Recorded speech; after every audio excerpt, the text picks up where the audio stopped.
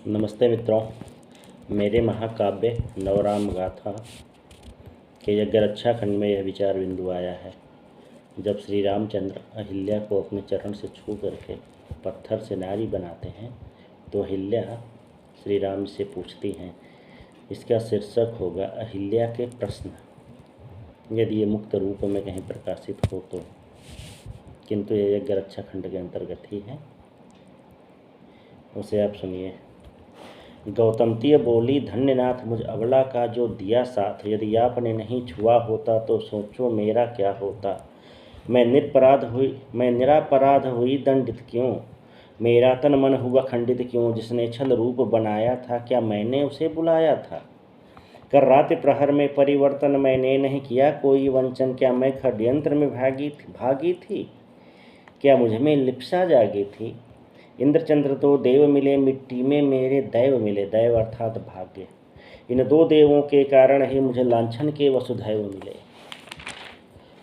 स्त्री तन के लालायित जन, स्त्री तन यानी औरत का शरीर, स्त्री तन के लालायित जन कर देते नरक युक्त जीवन। उनके कुछ क्षण का ग्रास बनी रोती है स्त्री आजीवन। वही दशा मेरी भी हुई नाथ, क्षण भर में हो गई मैं अनाथ। किसके क्षण भर के कृत्यों ने कर डाला मेरा सर्वनाश। प्रभु मुझको तो यह ज्ञात न था, कुदृष्टि रखे है कोई मुझ पर। यह तो मुनिवर का कार्य था न, कह देते मुझे रहो तत्पर। प्रभु नहीं थी मैं अंतर्यामी, जैसे कि थे मेरे स्वामी। मैं सच में न पहचान सकी हैं इंद्रकामिया हैं स्वामी। वह निशा भी अतिशय तीव्र गई, इच्छाएं मन की मन में रहीं। आगंतुकाचार थे परिवर्तित, मैं समझी हैं स्वामी वांछित। अब इसमें क्या मेरा दोष प्रभु, ऋषि को क्यों आया रोष प्रभु। मैं दो पक्षों से गई छली, दो पक्षों से मेरी हुई बली। हे भगवान मैं तो नारी थी, संवेदना की अधिकारी थी। पहले तो चरित्र वेदना मिली, फिर अति घातक वेदना मिली। जो छल ऋषि के था साथ हुआ, उससे 100 गुण मेरे साथ हुआ। अवगुण तो दिखाया शचीपति ने, मुझ पर 34 आघात हुआ।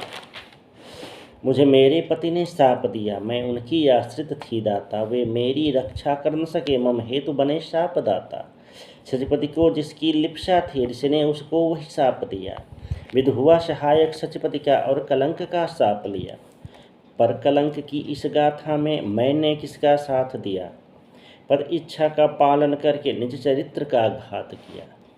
ऋषि रोषित थे द्विदेवों से, सो उनको सद्य शाप दिया। मैं चरण पकड़ कर चिल्लाई, पर ऋषि ने नहीं विचार किया। मेरे स्वामी थे अंतर्यामी, वे तथ्य ज्ञात कर सकते थे। क्षण भर पहले की घटना पर वे द्रुत विचार कर सकते थे। पर रोष भरे मेरे पति ने तो मुझको ही शापित कर डाला। पहले से ही घायल मन में था, मार दिया तीक्ष्ण भाला। मैं दोनों का आखेट बनी, मैं काम क्रोध रण क्षेत्र बनी। शोषक ने किया मुझे शोषित, पोषक ने किया आश्रय वंचित। पत्थर हो गया था मेरा तन, पर भीतर था एक घायल मन। यह मन था 100 प्रश्न लिए, जिसका उत्तर मुझे अब चाहिए। सचपति का शाप तुरंत मिटा, वह सहस्राक्ष कहलाता है। मैं दीर्घावधि तक रही शिला, ये कौन न्याय का दाता है। क्यों नर का पाप न्यून होता, वह तुरंत मुक्त हो जाता है। एक तुच्छ पाप में नारी का जीवन कैसे पिस जाता है।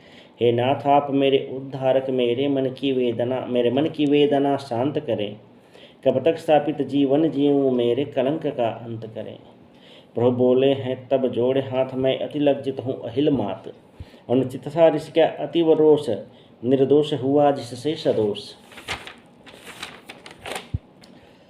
यदि ऋषि क्षण भर रुक जाते तो थोड़ा सा ध्यान लगाते, तो यदि समुचित कर लेते विचार नहीं मिलता किसको दुख अपार। अति रोष बड़ा अवगुण होता, इसमें नर का सद्गुण खोता। नर का विवेक मर जाता है, यह नर निर्णय पर पछताता है।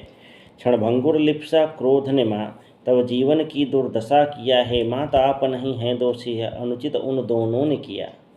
हे माता तुम हो निष्कलंक, पर जाने क्या था लिखा अंक। भाग्य, अंक मीन्स अंक का अर्थ भाग्य है यहाँ पर।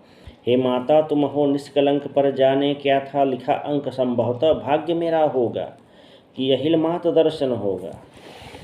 जग में जितनी भी नारी हैं, संरक्षण की अधिकारी हैं। निर्दोष भाव वाली नारी जग को प्राणों से प्यारी हैं। हे मात नारी को यह चाहिए निज मन की आशंका सुन लें। यदि असुरक्षा का भाव जगे तो तुरंत पृथक मार्ग चुन लें। प्रभु के निश्चल संबोधन से तब हृदय अहिल का शांत हुआ। वह सहर्ष बैकुंठ गए, सुखमय उसका उपरांत हुआ। नारायण नर रूप धरे हैं, पर उपकारी कृत्य करे हैं। अनुज लखन एवं ऋषिवर संग नाथ विदेह की ओर चले हैं। नमस्ते।